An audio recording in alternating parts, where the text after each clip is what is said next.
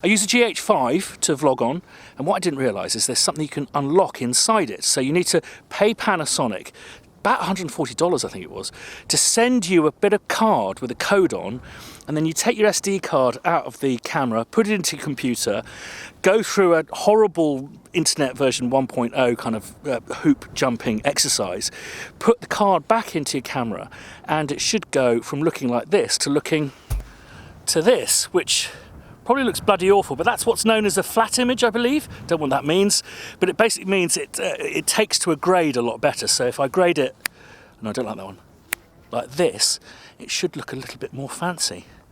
If it does, that's how these vlogs are going to look from now.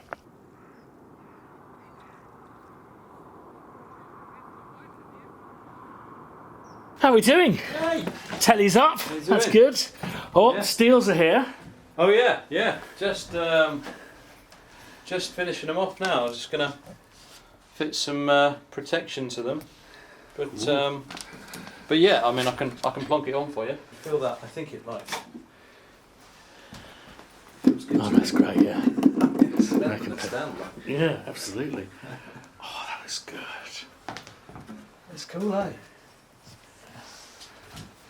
It's like it's magic. It's like it's hanging in. But I've been using the iPhone X for a few days now, and I absolutely love it. It is definitely their best one yet. Now, what I found really interesting is the number of people online who have totally dissed it.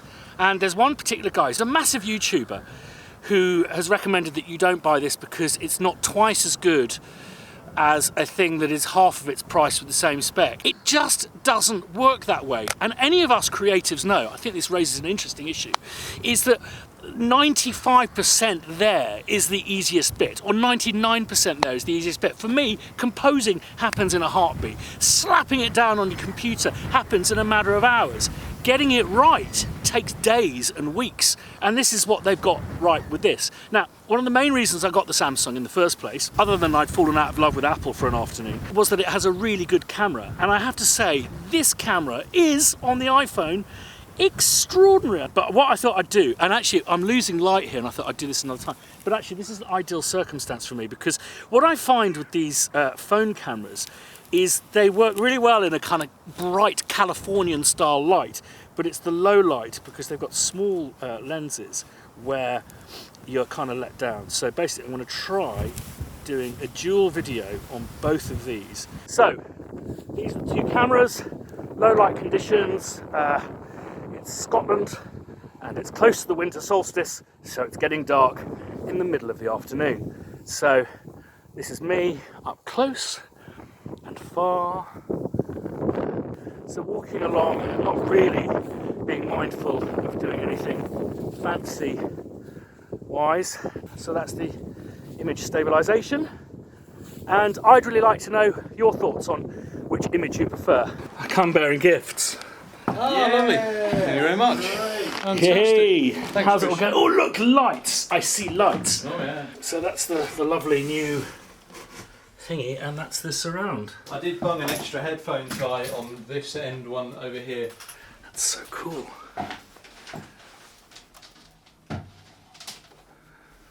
Awesome. How's the TC? Is that... All right, did you get my text?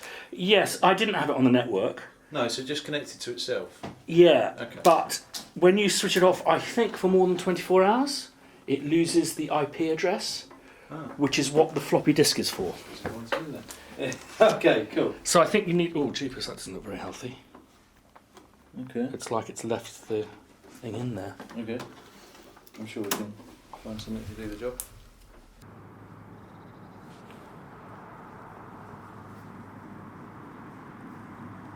Check this out. This little knoll.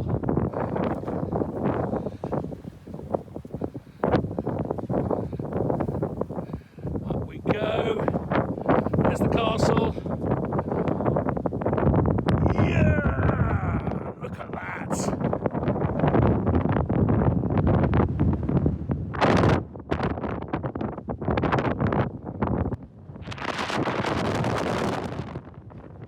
Hey! How you doing? Good, it's got really boring task. Yeah, really boring.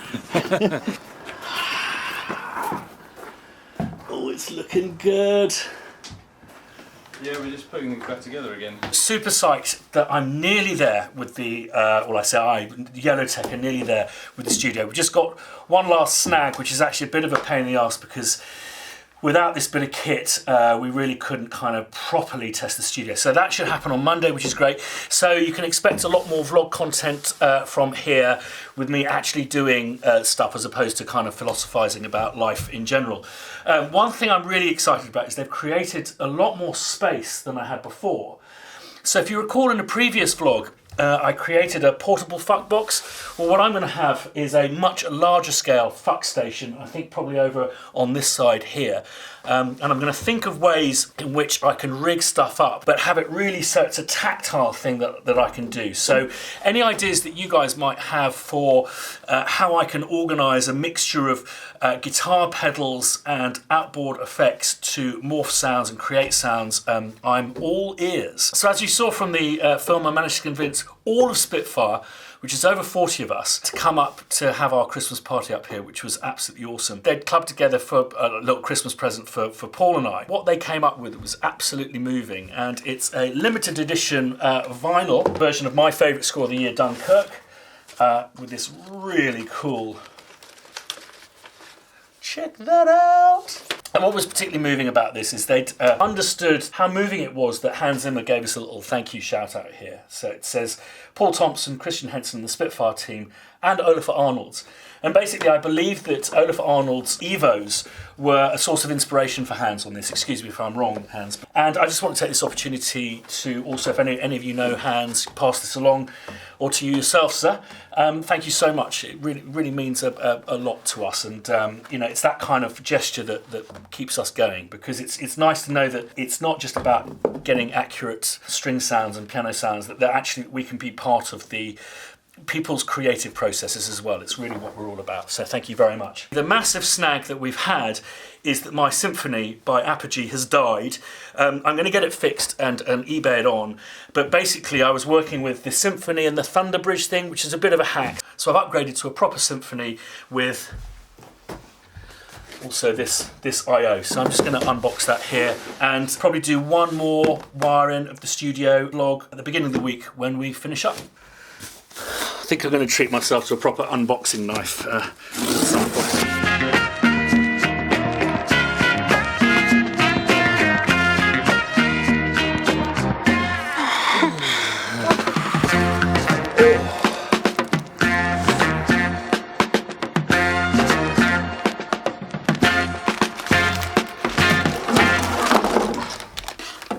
So I'm not going to put that in here because I'm not very good at that kind of stuff. But basically, I've doubled up my my digital ins and outs to give me as much kind of scalable options as possible, especially as I'm going to be building this new fuck station.